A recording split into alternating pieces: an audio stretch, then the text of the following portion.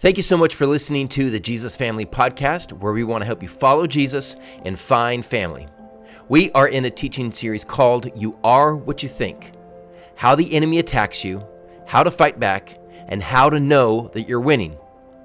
These episodes are recorded live every Wednesday night at 8 p.m. Central on Facebook and YouTube, and then I will take that, edit it down, and release it the following Monday for the Jesus Family Podcast. So if you want to watch any of these episodes live, please join me this Wednesday night at 8 p.m. on Facebook or YouTube. Episode 2 is called, what we're doing right now is called Biopsy Results. Biopsy results. Now, biopsy, it's a medical term. Usually it's in relationship to cancer, but it could be used for other things as well. A biopsy is where you have some suspicious tissue that shows up on an x-ray or a scan.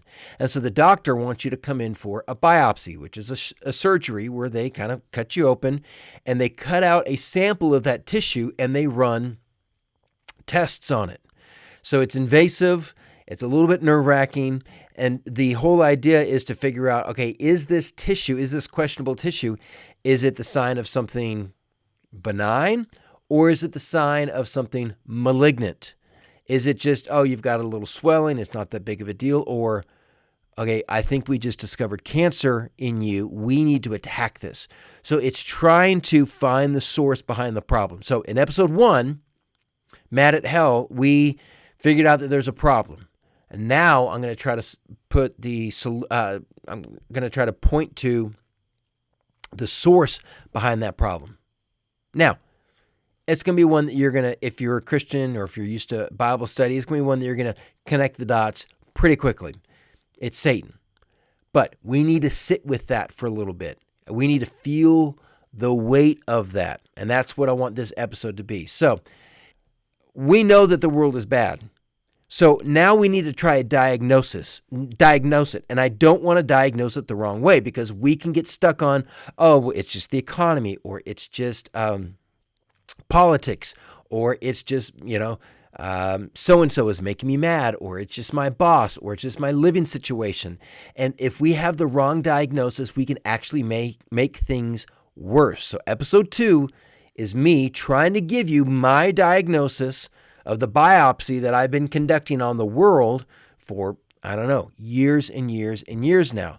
Now, with that being said, doctors are supposed to be the ones giving diagnoses. I am a doctor. I'm just not a medical doctor. I do have a doctorate in ministry from New Orleans Baptist Theological Seminary, which basically means it's a doctorate in the Bible and how to do church.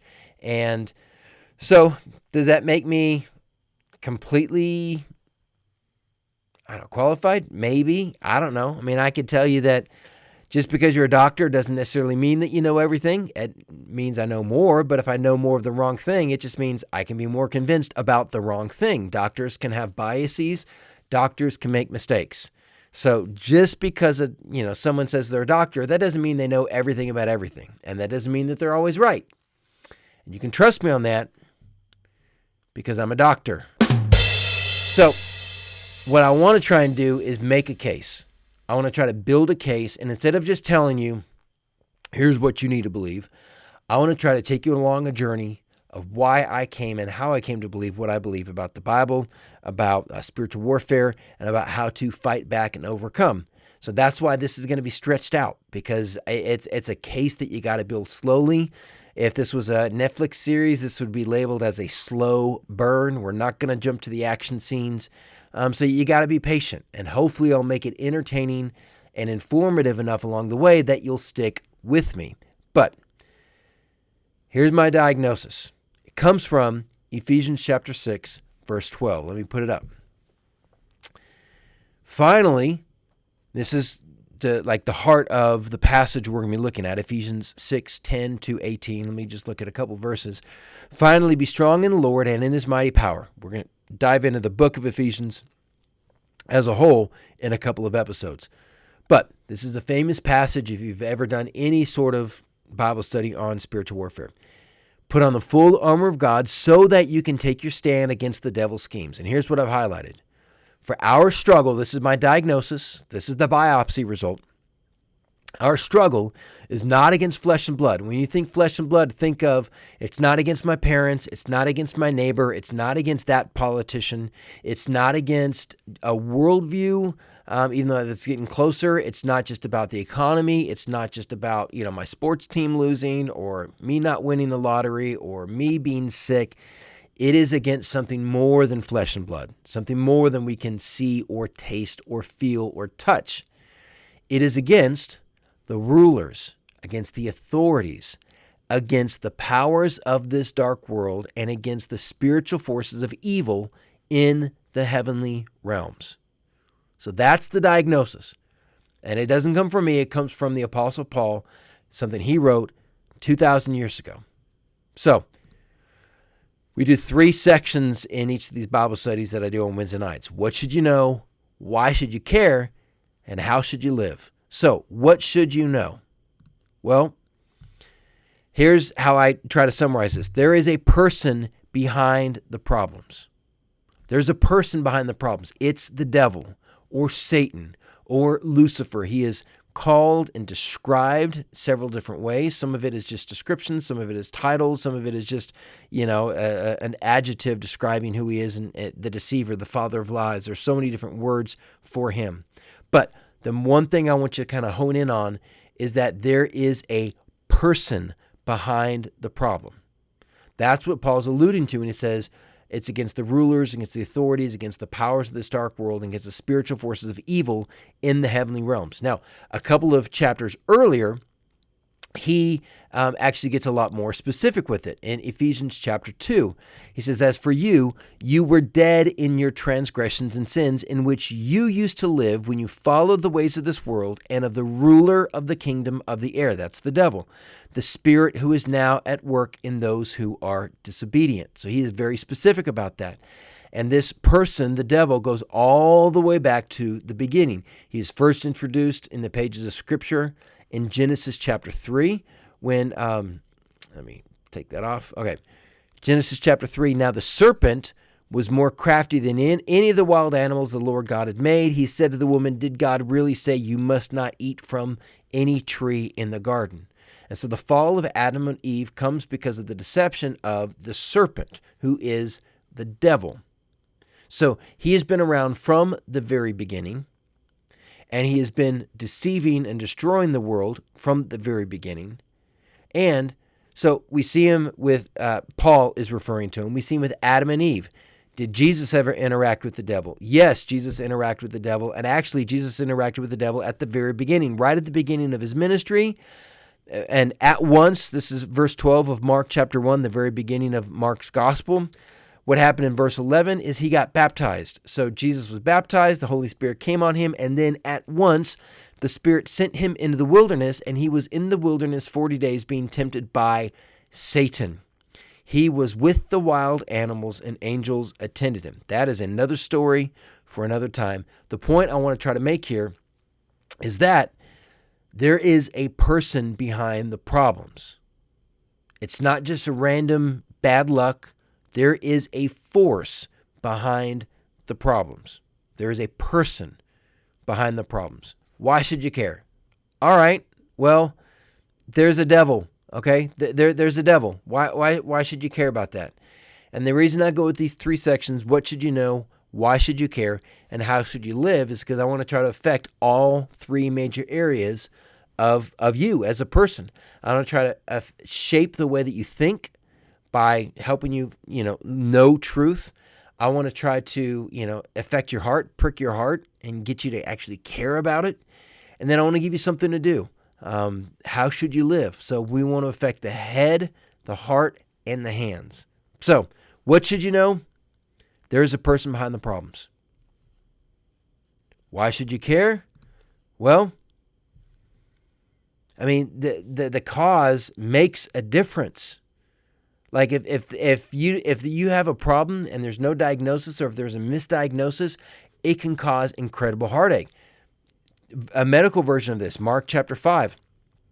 So Jesus went with, this is in the middle of going with a synagogue leader, and a large crowd was followed Jesus and pressed around him, and a woman was there who had been subject to bleeding for 12 years. She had suffered a great deal under the care of many doctors and had spent all that she had, yet instead of getting better, she grew worse. Can I get an amen, somebody? I mean, you can just go on Twitter, you can go on Reddit, you can go on Facebook, and you can hear horror stories of people who were misdiagnosed. Some of you were misdiagnosed. Sometimes it was just because the doctor didn't know. Sometimes it was ignorance. Sometimes because the doctor didn't care. But, I mean, sometimes, for us, when it comes to the diagnosis of the devil, it's even worse. There's an active conspiracy to try to deceive and destroy us. So when this woman came, she heard about Jesus. She came up to him. She touched his cloak. She said, if I just touch his clothes, I'll be healed. Immediately her bleeding stopped, and she felt in her body that she was freed from her suffering. So she came to Jesus, and she was free. But what I want to focus on is that she suffered under many doctors. Bad diagnoses happen all the time. So why should we care that there is a person behind the problem? Because many times we don't really understand or sit with that. We think it's just, I'm just having a bad day. Or just, just bad luck.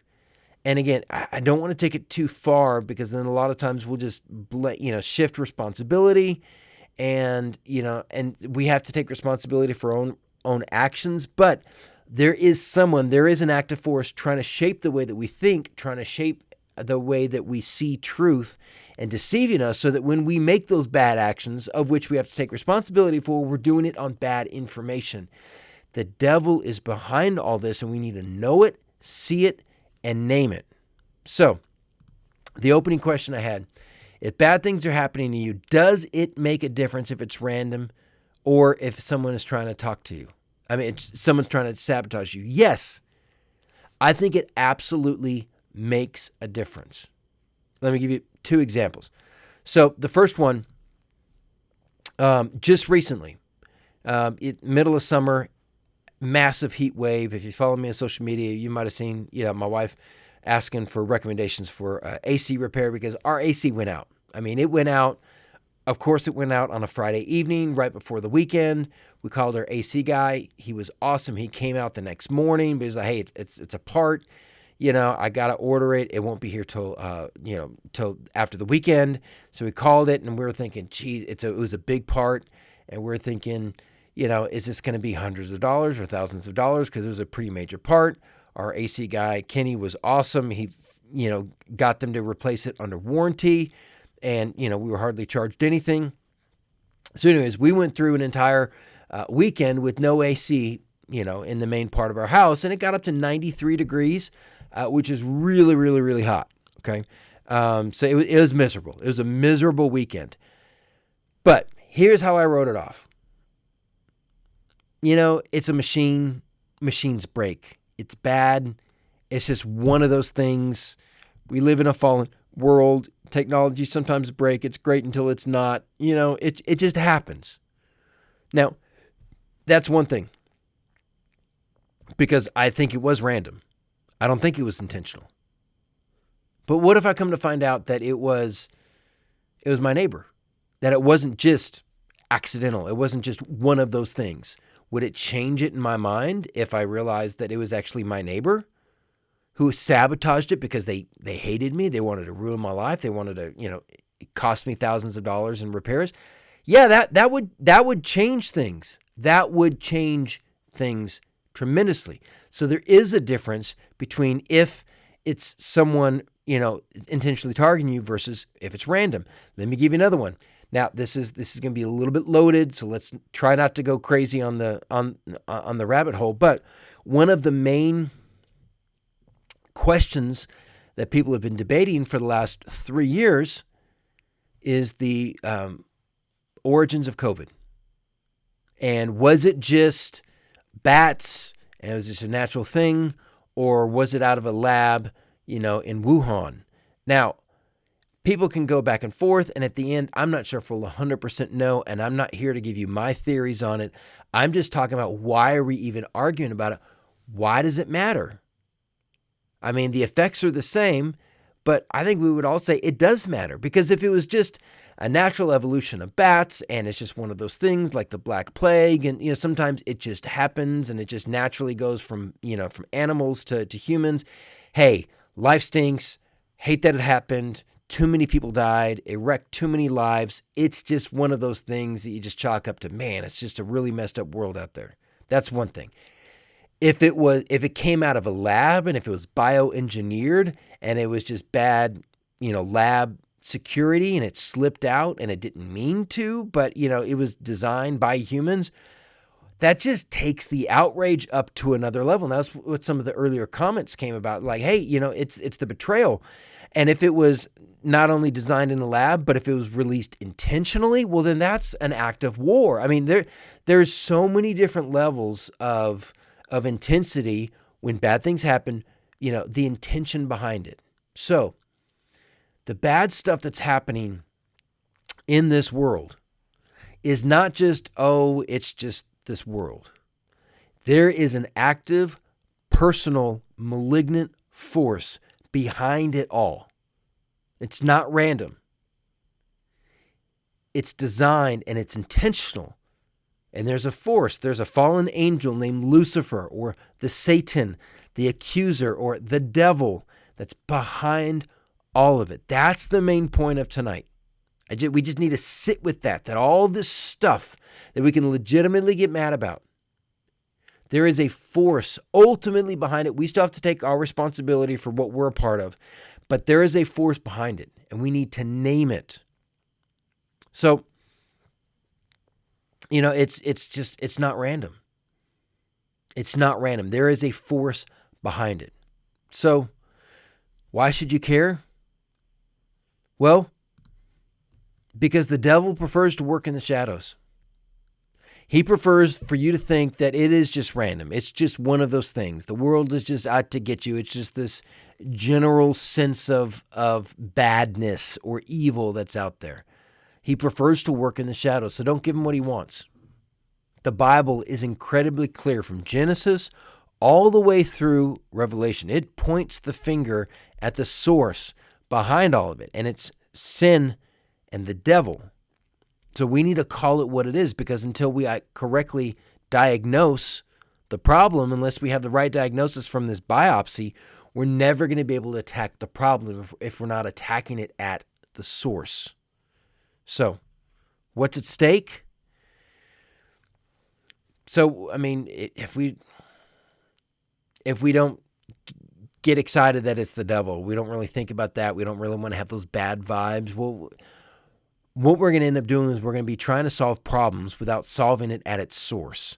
And it'll be like trying to put a Band-Aid on cancer. If you've got cancer, putting a Band-Aid on it, it might treat the symptoms, but it's not going to attack it at the source. If you've got really bad headaches because the cancer is affecting your eyesight, well, you could just take more aspirin. But that's not going to attack it at its source. If we really want to get, at the heart of the issues, we have to go to the source of the problems. And the source of the problems in our world is a person, is a being, is a personal force named the devil. And so we have to go after it. So when our kids are being, led away and led astray, and they're being sucked up by the world, that's not random. That is the devil going after our kids, going after our grandkids, capturing their hearts and their minds and filling their lives and their minds with deceitful ideas. And we can get mad at this publishing company or that media company, but the ultimate source behind all of it, if you want to attack it at the source, it's the devil. Our world is full of addiction, and we can get mad at the people that are addicted because they can't get over it, and they have to bear some responsibility. We can get mad at the people who manufacture all these things that get people addicted. You can get mad at them, but ultimately, the devil is behind all of it. So we have to go to the source. You can get mad at the church if the church has hurt you, and you can get mad at this person or that person, but the source behind the deception, the source behind sin that's fueling it is the devil. It doesn't do anyone good to get mad at other people. You get mad at the source, and that's the devil. And so that's why I just want to take one episode and just try to lay it out as clearly as possible. There is a person behind the problems, and that person is the devil. So that's why we should care.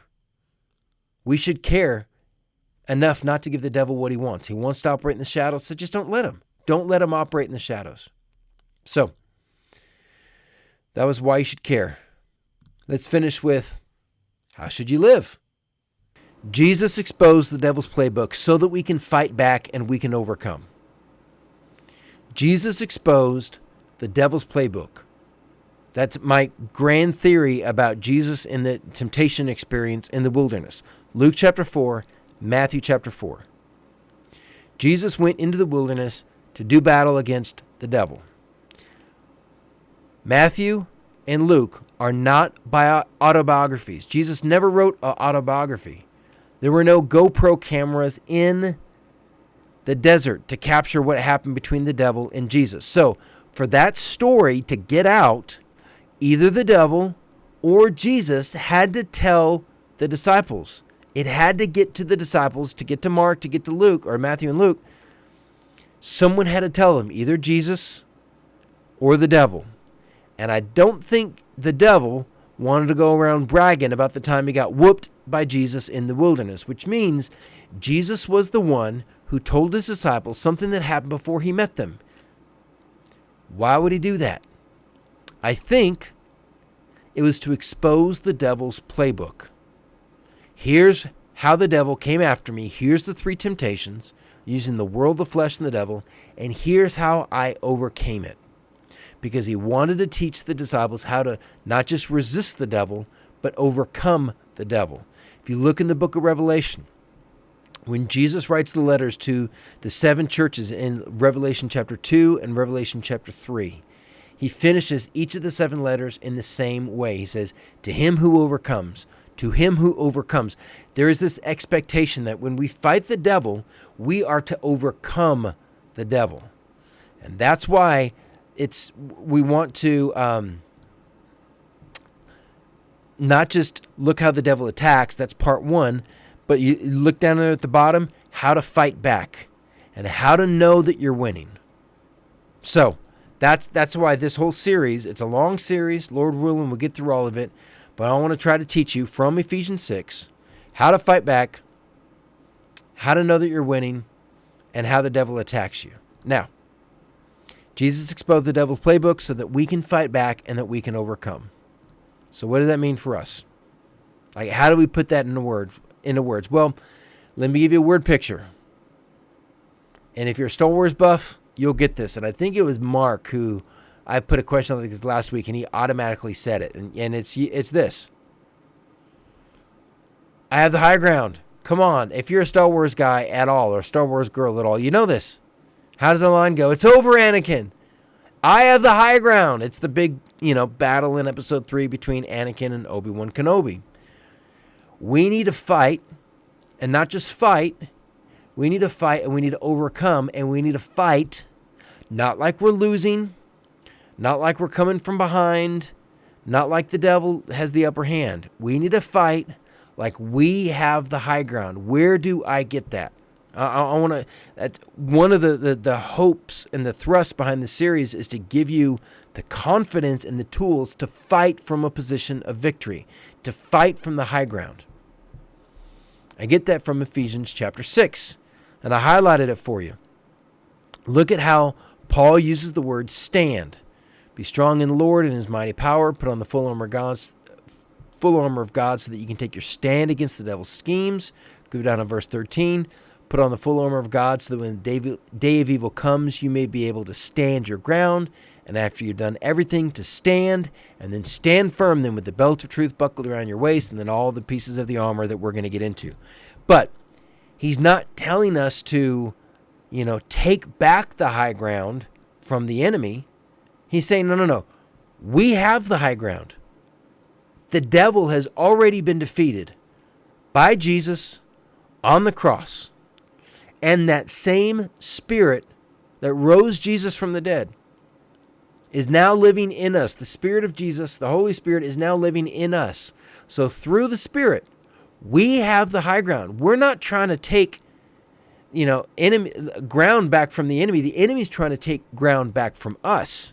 That's one of the first deceptions that the devil tries to give us, is that we're the ones fighting from behind. We're the ones that are fighting from a position of disadvantage. No.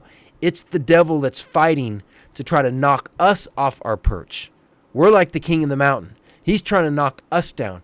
We have the high ground. That's why Paul uses the word stand.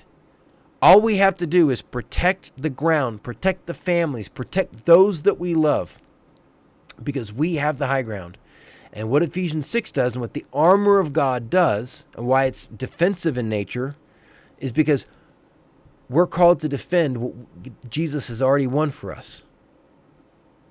So, I hope to teach you how to fight back, and to overcome. Now, with that, that's kind of where we're going to go. You can find this.